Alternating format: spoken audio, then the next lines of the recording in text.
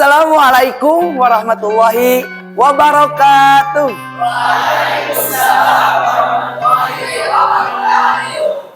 Sampurasun.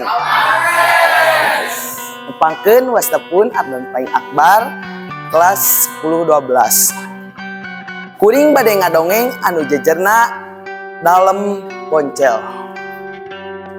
Zaman baheula di hiji lembur aya budak nu ngaranna Boncel.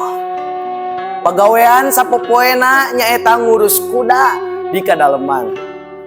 Boncel gawena parekan jeung getol. Salain gawe, Boncel oge disakolakeun. Atuh puguh we deunungan teh beuki nyaah ka Boncel.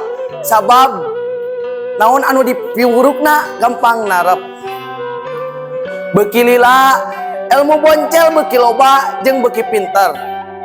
Antukna Boncel diangkat jadi dalem. Hiji poe aya aki-aki jeung nini-nini nyamperkeun dalem Boncel. Teu disangka eta aki-aki jeung nini-nini teh ngaku indungna jeung bapana dalem Boncel. Harita keneh eta dalem Boncel ngusir nini-nini jeung aki-aki. Genep sasih ti harita dalem Boncel katarajang ku panyakit arateul.